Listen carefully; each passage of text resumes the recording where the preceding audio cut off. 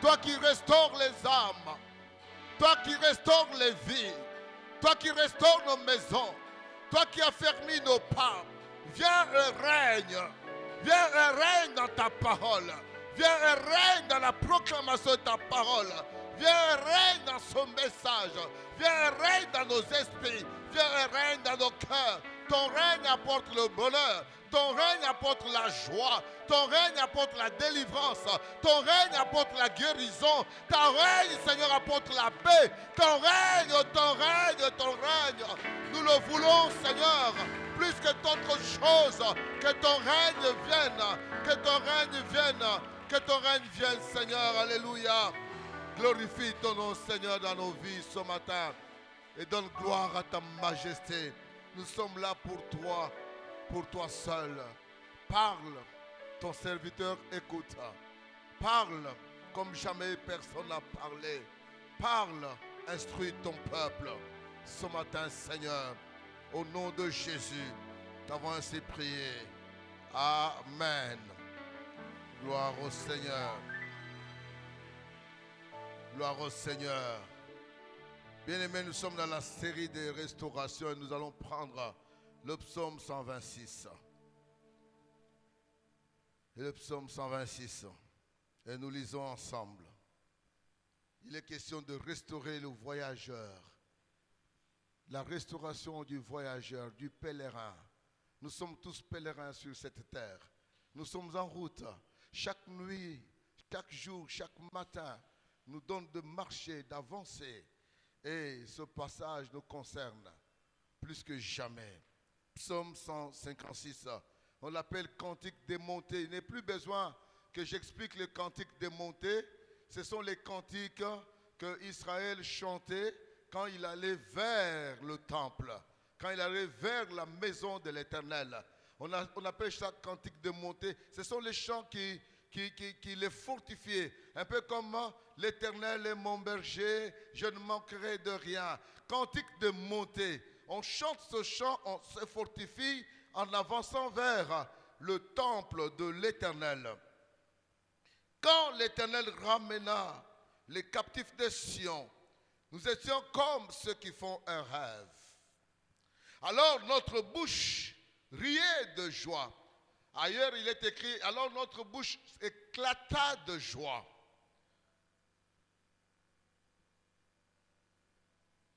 Et notre langue poussait des cris de triomphe. Alors, on disait parmi les nations, l'Éternel a fait pour eux des grandes choses. L'Éternel a fait pour nous des grandes choses. Nous sommes dans la joie. L'Éternel ramène nos captifs. Éternel, ramène nos captifs comme des torrents dans le Negev. Ceux qui s'aiment avec larmes moissonnent avec cri de triomphe. Celui qui s'en va en pleurant quand il porte la semence à répandre, s'en revient avec cri de triomphe quand il porte ses gerbes. Amen. Nous sommes là, bien-aimés, sur la route du voyageur, comme je disais, la route du pèlerin. Elle est remplie de joie, mais aussi elle est remplie de larmes. De joie quand nous avons la délivrance, quand nous avons un besoin assouvi, quand nous avons un besoin qui a été répondu favorablement, mais aussi après avoir été secouru par l'Éternel, l'Éternel nous demande de travailler. Il y a la responsabilité de l'Éternel, il y a la responsabilité de l'homme dans le pèlerinage ici-bas sur la terre. Sur la route, le peuple passait par les hauts et les bas. Il se souvenait avec joie des grandes œuvres que Dieu avait accomplies pour eux. Dans leur peine, ils espéraient que Dieu ferait encore de grandes choses. Nous sommes sur la route et alors que nous marchons, nous nous souvenons de ce que l'Éternel a fait. Et quand nous arrivons dans un moment de peine, un moment de souffrance, nous réclamons et nous crions à l'Éternel pour une nouvelle délivrance par rapport à la situation actuelle. Amen. Et nous aussi, bien-aimés, nous sommes des pèlerins sur la route de la Nouvelle Jérusalem, non seulement la Nouvelle Jérusalem, puisqu'elle est comme un peu lointaine, mais sur la route au quotidien. Aujourd'hui, il est important que dans notre souvenir, l'Éternel a fait des choses, nous répétions des choses, nous les vivions, nous croyons fermement que l'Éternel qui a fait ces choses est capable d'en faire encore aujourd'hui. Il est encore capable de nous fortifier pour avancer et aller de l'avant. C'est dans cet espoir-là que Israël avançait à Jérusalem à chaque fête. Il venait de partout à travers le monde, et il venait fêter. Et quand il venait, comme le temple est sur la montagne, ils montaient, et pour se fortifier, ils avaient ce chant. Ils récitaient, ils chantaient, ils avaient des mélodies qu'ils faisaient pour monter à la rencontre de l'Éternel. Il y a cette mélodie qui disait: je vais monter sur la montagne, c'est là que je rencontre Dieu, c'est là que la joie m'inonde, c'est là que je retrouve l'espoir de continuer la vie. Je vais monter sur la montagne. Rencontrer l'Éternel, c'était en même temps une expression de leur cœur et une expression de leurs jambes qui allaient une après une vers cette rencontre. Un peu comme nous l'avons dit avec Hébreux 4, 16. Approchons-nous. S'approcher, c'est un verbe qui marque le mouvement. Approchons-nous avec assurance au trône de la grâce. Et là, nous obtiendrons miséricorde. Et là, nous serons secourus dans tous nos besoins. Amen. Bien-aimés, dans ce psaume, nous avons deux grandes parties. La première partie, c'est la joie de la restauration passée. Quand l'Éternel ramena les captifs, nous étions comme ceux qui font un rêve. La joie passée. La joie passée ne peut pas passer inaperçue. Tu étais malade, tu étais mourant. L'Éternel t'a guéri. Cela ne peut pas passer inaperçu. Il faut que ça reste dans la tête. Lorsque tu tomberas encore malade, tu vas rappeler l'Éternel qui t'avait guéri autrefois. L'Éternel, comme tu m'as guéri, tu es encore capable de me guérir aujourd'hui. C'est pourquoi Hébreu dit: l'Éternel, Jésus-Christ, est le même hier, aujourd'hui et éternellement. Ce qu'il a fait hier, il est capable de le faire aujourd'hui, il est capable de le faire éternellement. Il n'a pas changé, c'est nous qui changeons. C'est nous qui changeons. Tout à l'heure, je disais que notre frère, le pasteur, quand j'étais enfant, nous sommes dans les années 71-72. Nous allons en classe, il me tape, il me tabasse. Il m'attend. Quand je sors de notre maison, il m'attend. Il me suit sur la route. Et puis il cherche à m'intimider. Ah, mais qu'est-ce qui ne va pas? Plus je grandissais, plus la révolte me venait en tête. Et puis, vers les années 76, je dis: aujourd'hui, si tu essayes seulement, tu verras. Tu verras. Dans l'entretemps, je commence à tabasser aussi les grands frères à côté, à gauche. À gauche et à droite, je commence à tabasser aussi les grands frères. Je dis: maintenant, je suis dans le rang des grands frères. J'étais un peu comme Benjamin là.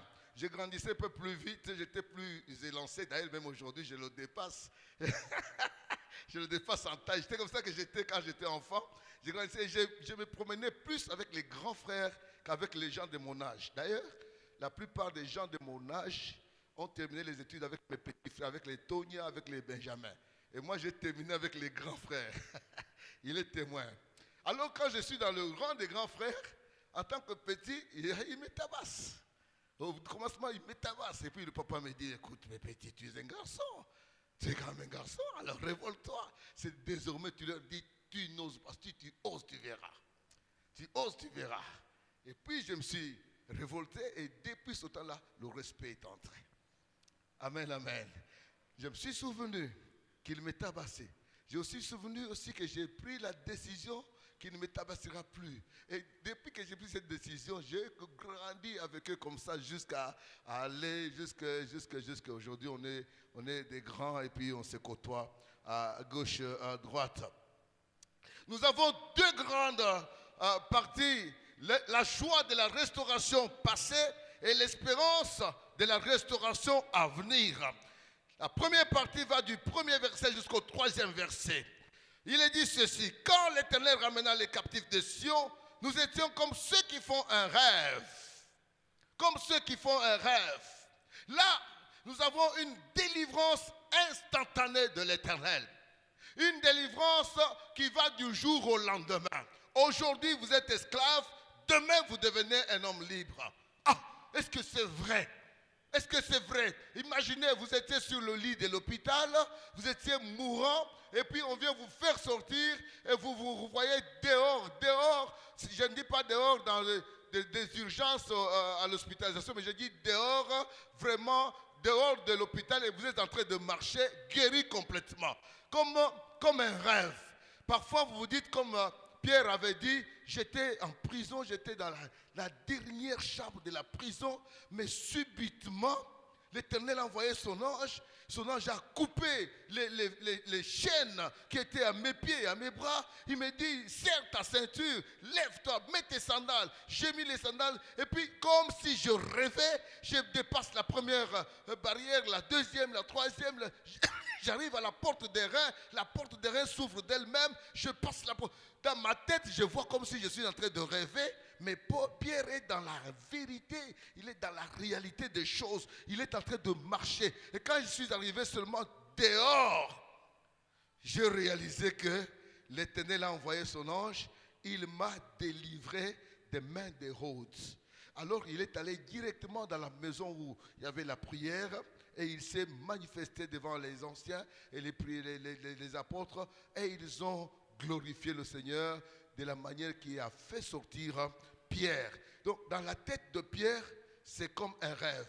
Et ici aussi, dans la tête d'Israël, c'était comme un rêve. Une intervention soudaine, une intervention immédiate de l'Éternel. Et cette intervention, nous en avons besoin. Nous l'avons connue le jour que nous avons accepté le Seigneur. Nous en avons même besoin aujourd'hui, cette intervention soudaine, de l'esclavage à un homme libre, du malade à la guérison, du manque de paix à la paix de Dieu. Directement, nous changeons l'étape, nous changeons la situation se change directement. Bien-aimés, nous sommes en train de nous poser la question, quelle est cette délivrance dont Israël à laquelle Israël faisait allusion à ce moment-là? De quelle délivrance, bien-aimés? Est-ce la délivrance de l'Égypte? Puisque en Égypte aussi, ils étaient esclaves. Pendant combien d'années? Plus de 400 ans. Et puis 400 ans, le peuple n'a que l'histoire de Dieu. Le peuple n'a que les racontards. Oh, l'Éternel, votre Dieu, l'Éternel, le Dieu de Jacob, votre père, le Dieu de Joseph, votre père, le Dieu d'Abraham, d'Isaac, de Jacob. Voilà, c'est 400 ans. Jacob n'est plus, Joseph n'est plus, même le pharaon autrefois n'est plus, tout ce monde-là ne sont plus. Ils ne sont plus. Ils ne sont plus. Mais l'histoire est restée dans la tête d'Israël. Notre Dieu est vivant. Il a fait de grandes choses autrefois. Il en fera encore. Oh Seigneur, délivre ton peuple. Et cette nuit-là, le peuple ne pouvait pas croire. Cette nuit-là, le peuple pensait à un rêve. Levez-vous. Prenez un agneau. Tuez-en. Mangez-en debout. Vous serez tous debout. Vous, vos enfants, vos travailleurs, vos femmes. Vous mangerez l'agneau debout. Et vous prendrez la route qui vient vers... C'est moi qui vous dirigerai. Vous prenez la route de la mer. Dieu refuse la facilité. Il les amène dans la difficulté. La route de la mer. Il fallait qu'ils aient des pirogues, des bateaux pour traverser. Mais ils n'ont pas de pirogues, bateaux. Dieu veut faire voir qu'il est le Dieu tout-puissant qui va le faire traverser à pied sec la grande mer. Amen, amen. Parfois, Dieu te délivre Dieu t'envoie sur une route qui est un peu compliquée. Pour toi, à tes yeux, c'est comme si tu pensais que Dieu t'a amené sur une route où tu vas périr. Mais non, si tu continues à faire confiance à celui qui t'a délivré, il est capable d'opérer un miracle pour que tu comprennes que c'est lui qui te fait marcher. C'est lui et lui seul. C'est comme ça que Dieu se révèle. Bien-aimé, est-ce que c'est cette délivrance-là? Israël a passé la mer à pied sec. Lui, ses épouses, les épouses, les enfants, les bêtes, tout a traversé la mer jusqu'au dernier. Quand ils sont arrivés au-delà, Dieu dit, Moïse, retourne à la mer, regarde la mer, lève ton bâton. Et Moïse lève son bâton, la mer reprend la course. Et quand la mer reprend la course, les cavaliers de Pharaon, les chars de cavaliers de Pharaon étaient déjà dans la mer. On les a tous emballés.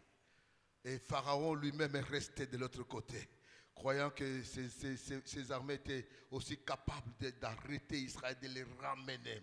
Ah, Pharaon, tu ne sais pas quel Dieu tu te prends. Tu ne sais pas quel est ce Dieu-là. Tu as cherché à connaître son nom-là. Tu as cherché à savoir la puissance de ce Dieu. Tu le verras. Tu le verras.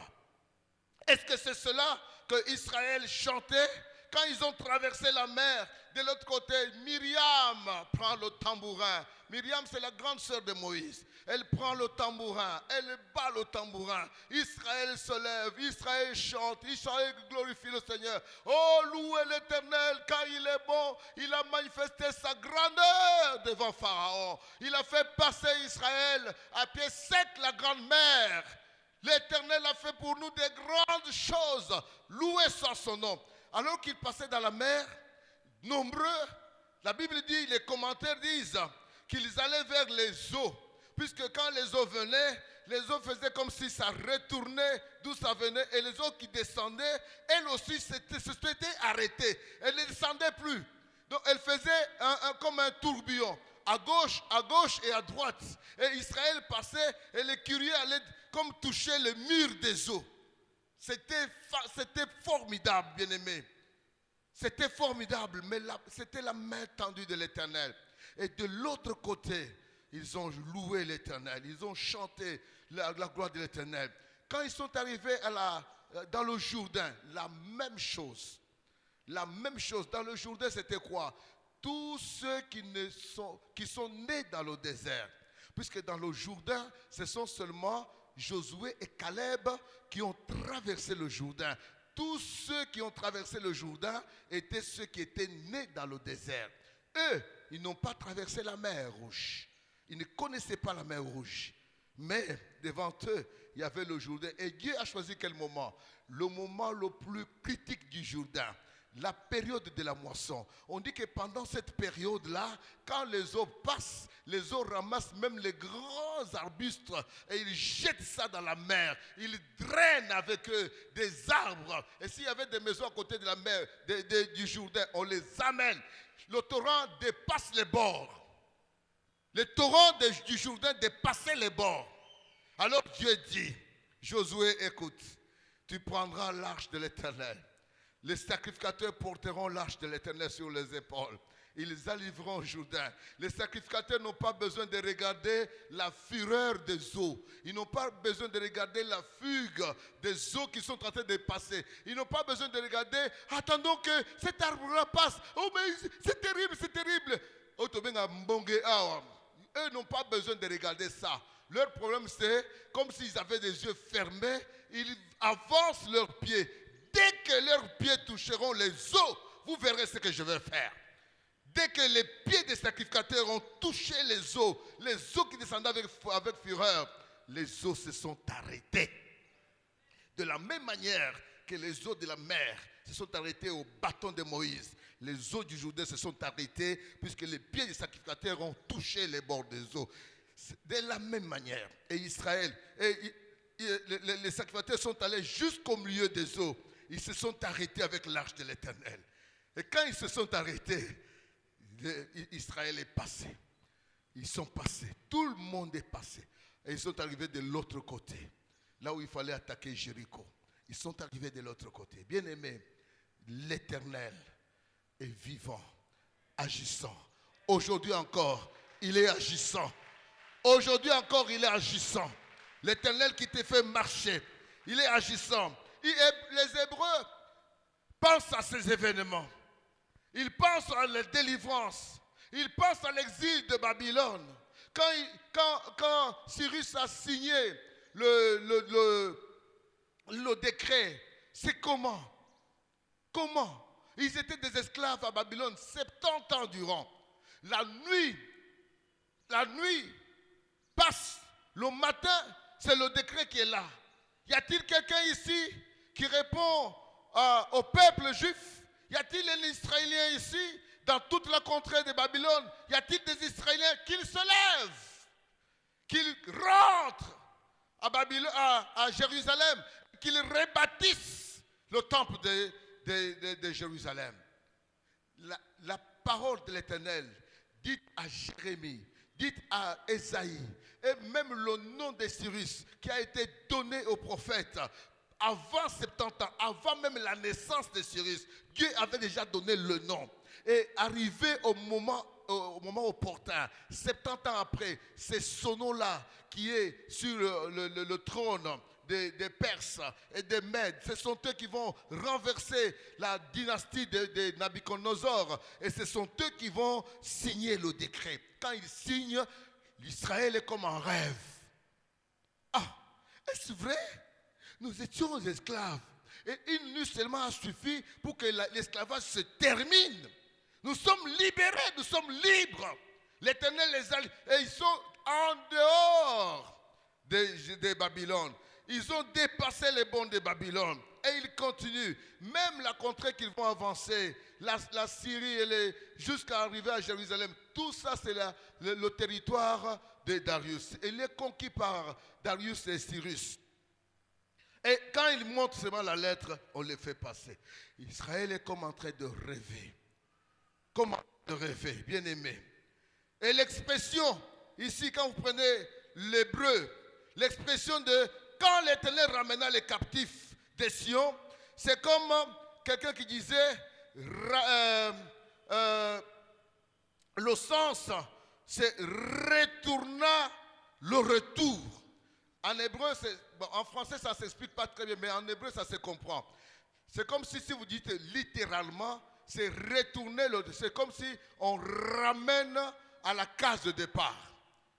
De là où vous étiez pris en otage comme esclave, vous allez de l'autre côté, et puis on vous ramène par un retour qui vous fait revenir à la case de départ.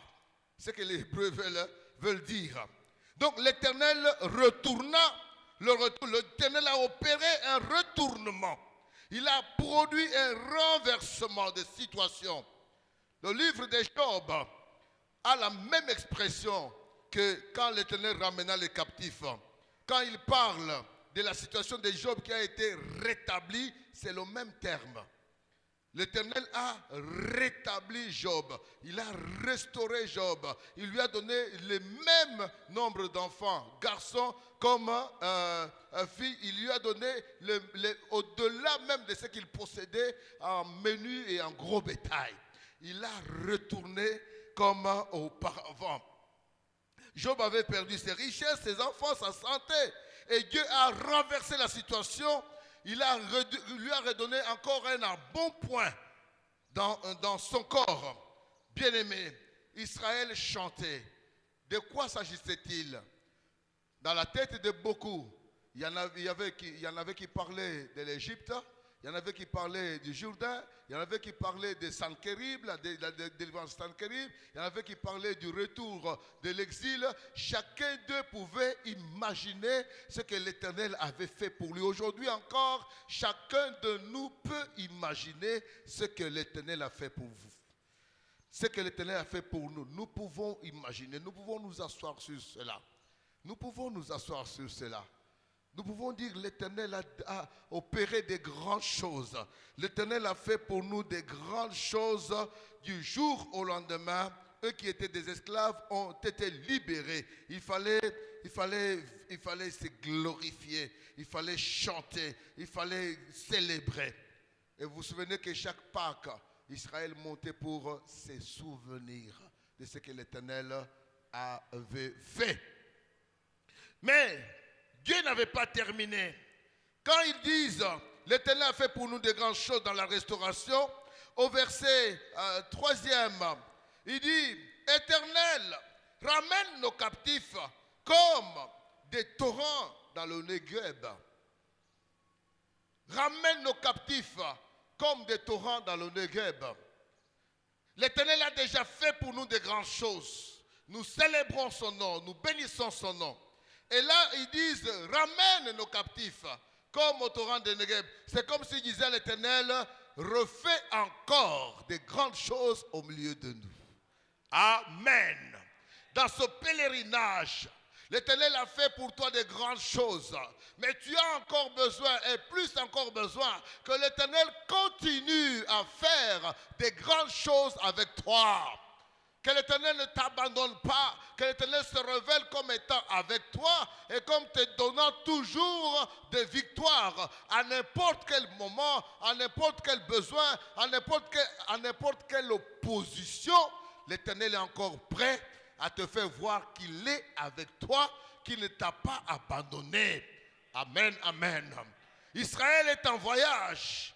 Il est en train de marcher et nous aussi nous sommes en voyage. Nous sommes en train d'avancer. Il nous a délivrés du péché. Il nous a délivrés de la mort. Il nous a délivrés des griffes de Satan. Il nous a délivrés des sorciers. De combien, si l'Éternel nous avait ouvert les yeux pour voir nos adversités. Bien aimé, il y en a qui auraient eu peur. Mais il s'est caché ces choses-là pour révéler seulement qu'il est celui qui s'occupe du monde spirituel. Il est celui qui s'occupe aussi du monde physique. Il nous délivre, mais il ne nous délivre pas pour nous abandonner. Il nous délivre pour continuer à nous assurer sa délivrance. Quand il a fait de grandes choses, nous nous asseyons sur ce qu'il a fait hier. Et aujourd'hui, quand nous sommes devant un problème, là encore, nous crions à l'Éternel et il vient nous délivrer. Negev ramène nos captifs comme des torrents dans le Negev. Negev était une terre aride, une partie d'une terre aride qui est à côté d'Hébron et qui appartient à Juda. Aujourd'hui, cette partie appartient à Juda. Cette partie était caractérisée par un système un peu qui sort du commun, des mortels. Quel était le système? La sécheresse est là, toute la plantation sèche, il n'y a que du sable, et en un instant, un torrent s'abat sur cette partie, et la plantation reverdit comme du jour au lendemain.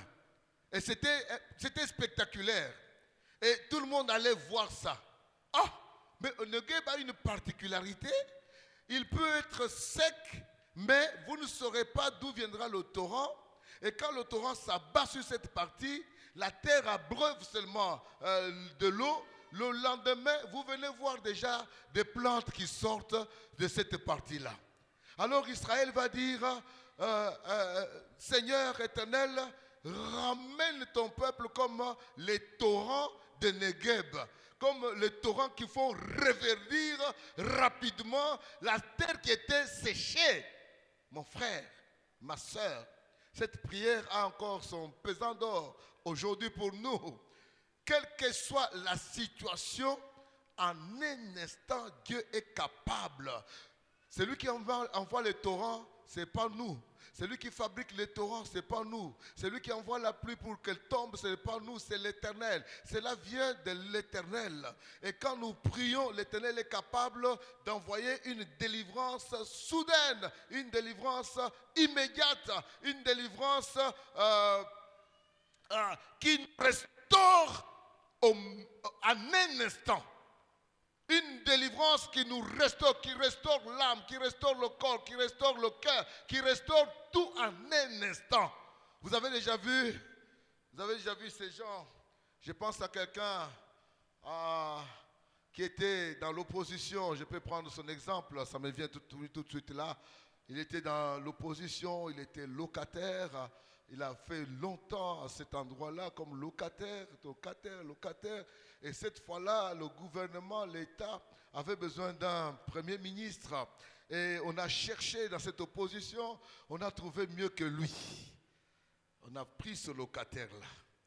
On l'a appelé. Et puis on a fait de lui premier ministre. Vous savez, quand on nomme le premier ministre, il y a ce qu'on appelle les frais d'installation. Le même jour, il vient. Il y en avait 3 qui disputaient et puis c'est lui qui était choisi. On a choisi le locataire. Et quand il vient, il accepte. Demain matin, c'est l'ordonnance qui sort. Et quand l'ordonnance sort, il y a tous les services de l'État qui se précipitent à mettre le premier à l'aise. Tous les services de l'État se précipitent. Il faut lui trouver déjà un endroit, il faut lui trouver un logement, il faut lui trouver un véhicule pour le premier, un véhicule pour sa femme, les véhicules pour ses enfants. Il faut lui trouver déjà, qu'est-ce qu'on va mettre? Il faut aller à l'USC, chercher des meubles dernière classe, et puis venir embellir sa maison. Il faut chercher il faut que ça... Tout ce qui manquait dans cette maison-là a été placé en un seul jour. En un seul jour. Là, nous parlons de ce que l'homme peut faire sur la terre. Mais quand c'est Dieu qui intervient dans ta vie, c'est différent. C'est différent. C'est différent. Ça, c'est l'organisation des hommes. J'étais à la régie des eaux. Je regardais. On nomme l'ordonnance aujourd'hui. Il y a tel qui est DGA. Il y a tel qui est administrateur financier. Il y a tel qui est PDG. Le même jour, le service du Charrois, bien-aimé de notre compagnie, se charge d'aller chercher le plus beau véhicule. Les plus beaux véhicules, même pour les enfants. Il se charge, il te déloge de là où tu étais. Et on va chercher une bonne maison pour toi. Et on te donne les frais d'installation où on va commencer à construire une maison. C'est la maison, même si tu fais seulement 2 mois, au moins tu as déjà été installé. Amen, amen. Et quand c'est l'Éternel qui intervient dans ta vie, c'est différent. Il te restaure, il commence par ton âme. Comme David disait, restaure mon âme. L'Éternel restaure mon âme. Quand l'âme était perplexe, l'âme était toujours pleurnichante, l'âme était toujours languissante. Quand l'Éternel intervient, il te remet la paix dans ton âme. Que l'Éternel donne de paix aujourd'hui, ce matin, aux âmes en trouble en ce lieu.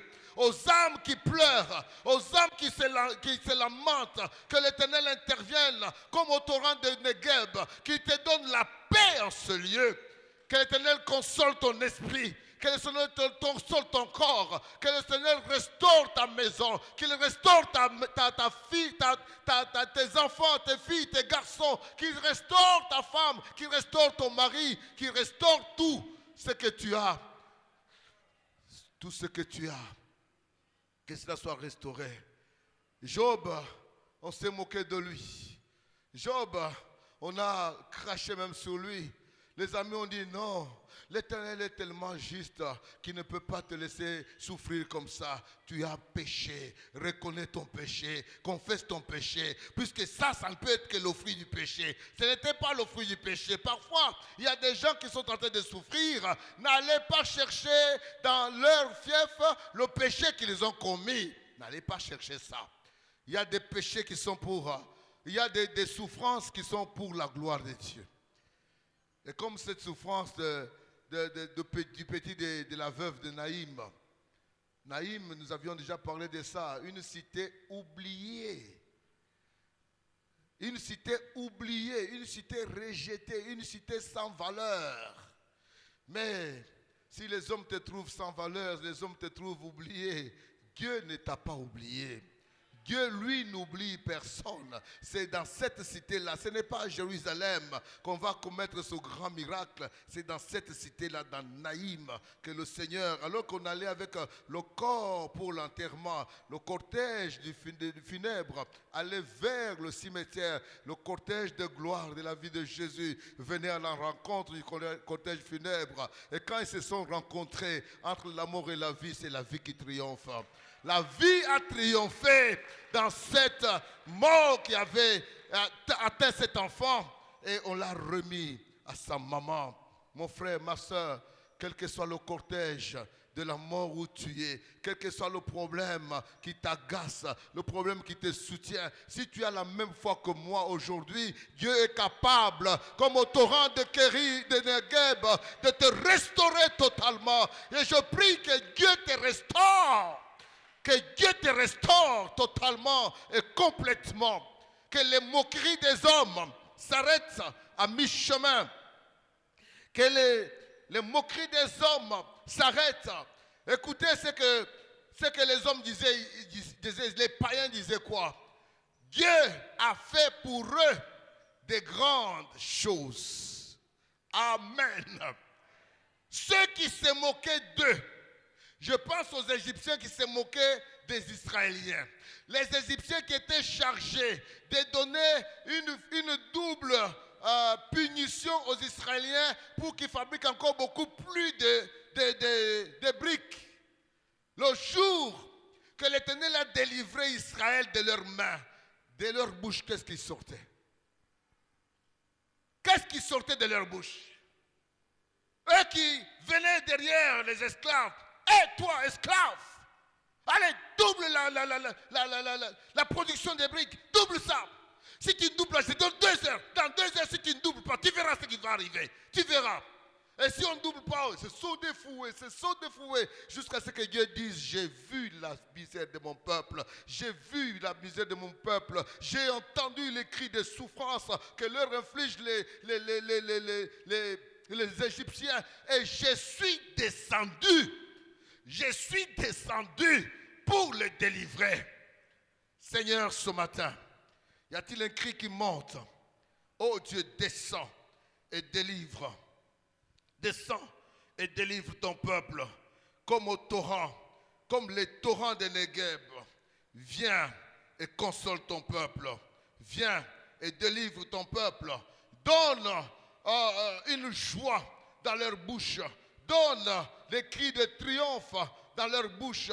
Donne une occasion où ils se réveillent et disent, l'Éternel est bon pour moi, je chanterai sa gloire, je lèverai son nom, je louerai son nom, car il m'a fait du bien. Il m'a fait du bien, il m'a fait du bien. Que ce refrain soit le partage de tout un chacun en ce lieu. Je t'en supplie, Seigneur, que ce refrain soit notre partage. La deuxième partie, c'est que l'espérance, il y a l'espérance de la restauration à venir. Le pèlerin se souvient que Dieu a déjà restauré son peuple. Ensuite, que fait-il? Il prie, il demande au Seigneur, fais-le encore. Éternel, ramène nos captifs comme des torrents dans le Negueb, ramène nos captifs, c'est-à-dire restaure-nous encore. Nous retrouvons la même expression au verset 1er, retourne un retour, renverse la situation, encore une fois. Pour les chrétiens, la mémoire du passé n'est pas de la nostalgie. La mémoire du passé ne doit pas être une nostalgie. Non. Autrefois, c'était le beau vieux temps. Non. La mémoire du passé nous donne une raison de prier et d'espérer que l'Éternel agira encore. Amen. Tu l'as fait déjà. Fais-le encore. Merci, je t'en prie. Tu nous as fait sortir de l'Égypte. Quelle joie. Merci. Maintenant, je t'en prie, délivre-nous. Délivre-nous maintenant. Quand ils étaient devant Sankérib, qu'est-ce que Ézéchias a prié? Éternel, Éternel, ce n'est pas à nous que Sankérib a écrit cette lettre. C'est à toi qu'elle est adressée. C'est à toi, Éternel, que cette lettre, puisque dans la lettre il était écrit, qui est l'Éternel pour que vous lui fassiez confiance? Ne vous confiez pas en ce que Sankérib dit, confiez-vous à moi. Ne vous confiez pas à ce que Ézéchias vous trompe, confiez-vous en moi et je vous délivrerai. C'est ce qui était écrit dans la lettre. Maintenant, Sankérib prend la lettre, il va sur la chair et il la déploie. Il dit, Éternel, ce n'est pas à nous. Ce n'est pas nous qu'on a menacé, ce n'est pas nous qu'on a injurié, ce n'est pas moi, oh Éternel. Tu nous as délivrés de l'Égypte, tu nous as délivrés du Jourdain, tu nous as délivrés dans les juges. Aujourd'hui, délivre-nous encore de Sankérib. Et sur place, 185 000 personnes du clan des Sennacherib sont morts. Rentré dans sa maison, il a été tué par ses propres enfants. L'Éternel a délivré encore. L'Éternel se sert de ce qui s'est passé et il délivre encore. Bien-aimé. Et il dit, l'Éternel dit ceci. Au fait, dans Ésaïe 35, 1 à 2, l'Éternel promet, il dit le désert et le pays aride s'égayeront. Ils seront dans la joie. Le désert et le pays aride s'égayeront. La steppe tressaillera d'allégresse et fleurira comme un narcisse. Elle se couvrira de fleurs et tressaillera avec chant d'allégresse et de triomphe. Dans Ésaïe 43, 44, verset 1er, Dieu dit ceci, car je répandrai des eaux sur le sol altéré et des ruisseaux sur la terre desséchée. Je répandrai mon esprit sur ta descendance et ma bénédiction sur ta progéniture. Ils germeront au beau milieu de l'herbe. Ils germeront au beau milieu de l'herbe. Oh bien-aimés, quand nous transposons ces eaux dans la vie actuelle, ils représentent le Saint-Esprit. Le Saint-Esprit est comme une eau pure déversée sur un sol desséché. Même dans la voie chrétienne, même dans les victoires chrétiennes, quand tu es un peu timide, quand tu es devenu comme sec, quand tu es devenu comme une terre aride, le Saint-Esprit envoyé par Dieu peut te restaurer en un instant et tu reprends ta force et tu cours comme un aigle. Tu cours plus loin que ce que tu avais autrefois. Bien-aimé, ce psaume devient un psaume de la restauration. Et puis il va nous parler d'une étape très capitale. Après avoir été délivré, après avoir été sauvé, après avoir été rafraîchi ou restauré, nous avons une chose à faire. Nous devons maintenant s'aimer. Nous devons maintenant s'aimer. Ceux qui s'aiment avec larmes récolte en chantant. Alléluia. Ceux qui sèment avec larmes et moissonnent avec cri de triomphe. C'est lui qui s'en va en pleurant. Quand il porte la sémence à reprendre, s'en revient avec cri de triomphe quand il porte des gerbes. Oui, nous sommes co-ouvriers avec Christ, comme le disait le Seigneur dans 1 Corinthiens 3, verset 9. Nous devons travailler avec le Seigneur. Lui-même a dû nous montrer un exemple typique. Il a dû travailler. Nous travaillons sur le plan spirituel. Nous travaillons sur le plan physique. Dans le spirituel, le travail consiste à prier, à méditer la parole de Dieu, à aimer les réunions de prière, à prendre du temps, à échanger avec le Seigneur, aimer le Seigneur et vouloir rester dans la présence du Seigneur le plus longtemps possible, comme il nous a été prêché ce vendredi. Pas de prières flash, mais des prières qui montrent l'intimité avec le Père. Nous travaillons à notre salut. Nous travaillons à notre délivrance, nous travaillons à notre épanouissement, à notre connaissance. Paul dit, je prie que vous croissiez dans la connaissance de Jésus-Christ. Nous devons travailler à la connaissance de Jésus. Sur le plan spirituel, nous ne sommes pas appelés à rester comme des eaux stagnantes. Non. Nous ne sommes pas appelés à rester comme des eaux du lac qui ne bougent pas. Mais nous sommes des fleuves. Jésus a dit, celui qui croit en moi, les fleuves d'eau couleront de son sein. Nous sommes jaillissants, nous sommes en mouvement. Nous sommes en mouvement, nous devons croître sur le plan spirituel. Si tu as cru au Seigneur, tu as connu une délivrance spirituelle, tu dois croître dans la connaissance de Jésus-Christ et dans l'expérience de la foi chrétienne. Nous devons croître. Un enfant qui ne croit pas, il est devenu comme un monstre. Comme le cola qui simbi. À 1 an, un enfant doit marcher. 1 an, 2 mois, ils doivent déjà marcher. Et après 3 mois, 4 mois, 4 ans, 5 ans, 5 ans, vous devez déjà l'envoyer à l'école. 3 ans déjà, avec les nouveautés de l'enseignement. Vous pouvez déjà envoyer l'enfant à l'école, à la gardienne. Et au bout de 5 ans, l'enfant doit croître. Et là, on trouve que l'enfant est normal. Jésus-Christ lui-même, on dit de lui que l'enfant croissait en sagesse et en stature devant Dieu et devant les hommes. Pourquoi nous, après avoir accepté le Seigneur, nous ne croissons pas, nous ne réalisons pas cette croissance-là? Que cela nous interpelle aujourd'hui, bien-aimés. Que cela nous interpelle et que chacun de nous tire du bon côté ce message. Que tu croisses à tous égards.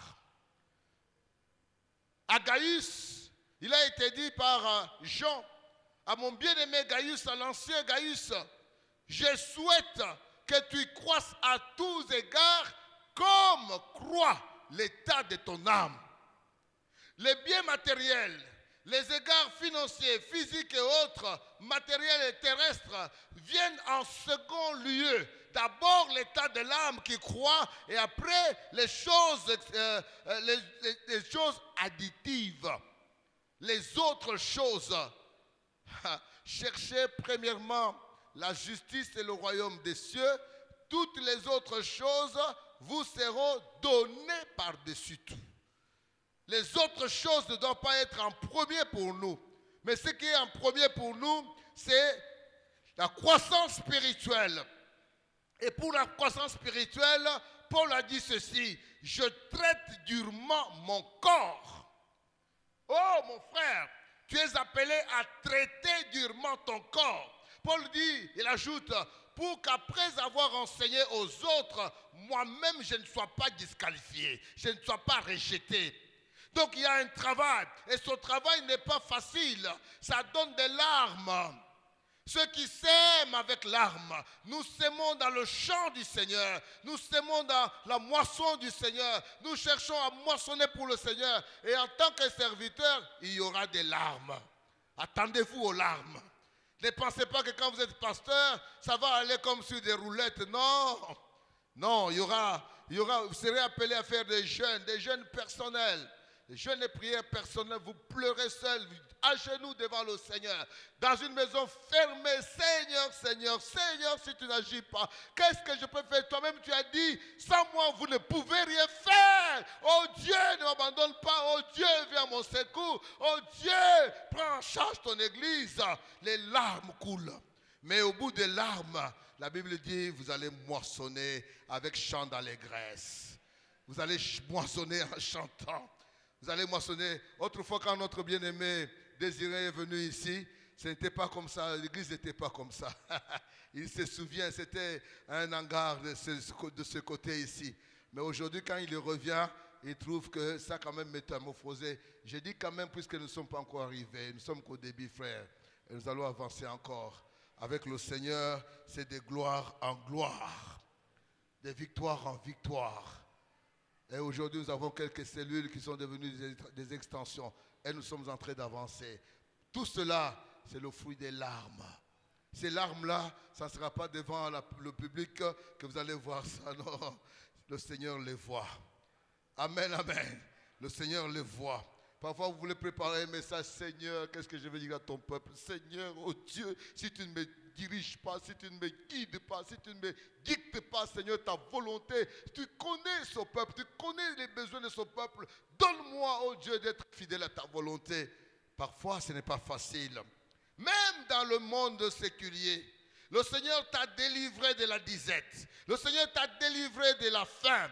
Il t'a délivré, il t'a donné des moyens financiers. Maintenant, sème, mon frère. Sème. Il a dit quand l'arche de Noé s'est arrêtée sur le mont Ararat, l'Éternel a donné un cri qui restera. Il a dit aussi longtemps que le ciel et la terre subsisteront, aussi longtemps que le soleil, le jour et la nuit subsisteront, la loi de la sémence et de la récolte ne finira pas. Amen, amen.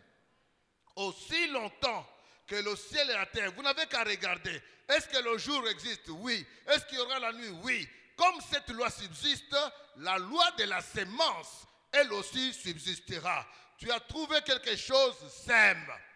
Et quand tu sèmes, mon frère, il y a ce qu'on appelle le fruit de l'esprit, la patience. Un laboureur, c'est un homme patient. Il a sémé, il doit attendre. Il doit attendre. Là où tu as sémé, tu n'as pas à aller regarder comment ça quand j'étais enfant et que je sémais les arachides derrière la maison, je courais. Quand ça bourgeonne un peu, je cours, je vais creuser, je dis hey, l'arachide est sorti, l'arachide est sorti. Je creuse un peu au-dessous là. Et quand je regarde, je vois comment les racines commencent déjà à pénétrer la terre. Et je remets la terre, je dis hey, l'arachide là, c'est l'arachide. Je ne savais pas que j'étais en train de détruire cette semence-là. Là où j'avais touché le lendemain quand vous venez, je venais de couper quelques racines et puis, oh, Seigneur. Quand tu sèmes, tu te confies à l'Éternel. Tu t'attends à l'Éternel. C'est lui qui fait faire croître. Paul a dit, j'ai sémé, Apollos a arrosé, c'est Dieu qui fait croître. Amen, amen. Prends ce que tu as là, sème mon frère. Tu sèmes dans les champs. Tu sèmes, tu fais les champs. Tu sèmes, tu investis dans n'importe quel domaine. Comme tu es avec le Seigneur, comme c'est le Seigneur qui t'a délivré. Tu sèmes, tu dévances le Seigneur et le Seigneur fera qu'il y ait abondance le jour de la récolte. Il y aura de l'abondance. Je vais même comparer cela aussi à la sémence spirituelle. La sémence spirituelle comme la dîme, les offrandes, les libéralités. Dieu a dit, donne, il te sera donné une mesure pressée, secouée et qui déborde. Ce n'est pas moi qui dis, c'est Dieu qui dit. Et quand tu donnes, tu n'es pas appelé à aller creuser, voir comment les racines sont en train de... Ce n'est pas ton problème. Laisse Dieu faire croître. Alléluia. Laisse Dieu faire croître. Dieu a donné à l'homme quelque chose de sérieux. Il a dit, tu mangeras le fruit des arbres. Mais tu ne mangeras pas la semence de ce fruit-là. Tu prends l'avocat, tu ouvres, tu manges le fruit, mais la semence, c'est le mucocoli. Ça, tu dois s'aimer. Et quand tu sèmes ça, tu t'attendras à un avocatier qui donnera encore beaucoup d'autres avocats. Mais si tu prends le mucocoli, tu brises ça, tu as mangé le fruit, puis tu brises le mucocoli, il n'y aura pas de fruit. Donc tu es en train de détruire ton avenir. Mange ce qui est à toi, laisse ce qui est à Dieu et donne ce qui est à Dieu. Amen. Que le souverain sacrificateur, bien-aimé, qui a supporté la croix, Jésus lui-même a sémé avec larmes. Il a sémé à grands cris. Il a travaillé dur. Il a souffert. Il est mort. Il a été enseveli comme une graine ensevelie dans la terre pour ensuite produire une belle récolte. Il a supporté la croix, méprisé la honte en vue de la joie qui lui était proposée. Vous pouvez lire cela. Aujourd'hui, il est assis à son trône, sur son trône, à la droite du Père. Il est entré dans la gloire et dans la joie. Il récolte abondamment ce qu'il a sémé. Il rassemble son peuple des quatre coins de la terre. Il nous a confié la sémence qui est sa parole. Allons, nous aussi, s'aimer en pleurant dans nos vies, dans nos familles, dans l'église et dans le monde. Plus tard, nous récolterons dans la joie. Ceux qui s'aiment avec larmes moissonnent en chantant. Nous vivons, bien-aimés, entre ces deux extrêmes qui sont réels. Ces deux, un entre deux. Le Seigneur nous a déjà restaurés. Il a promis de nous restaurer encore. Nous sommes déjà dans la joie. Pourtant, nous s'aimons dans les larmes. Un mois plus tard, une année plus tard, plusieurs années plus tard, nous récolterons dans la joie. Amen, amen. Nous récolterons dans la joie. Le Seigneur t'a délivré. Le Seigneur veut te délivrer. Peut-être qu'il te délivre maintenant, aujourd'hui même. c'est pas pour que tu restes là. C'est pour que quand tu seras encore devant un problème, le même Dieu qui t'a délivré revienne et qui te délivre encore. Et quand il te délivre encore, il veut que tu te mettes au travail. Ça, c'est la part de l'homme. Que toi, tu ailles s'aimer. Si tu ne sèmes pas, tu ne récolteras rien. Mais quand tu sèmes, le Seigneur va faire croître et il te donnera une moisson très abondante. Alors que nous avons les yeux fixés sur la Jérusalem céleste, nous sommes en pèlerinage sur cette terre. Et ces faits vont nous accompagner. Baissons la tête et prions le Seigneur.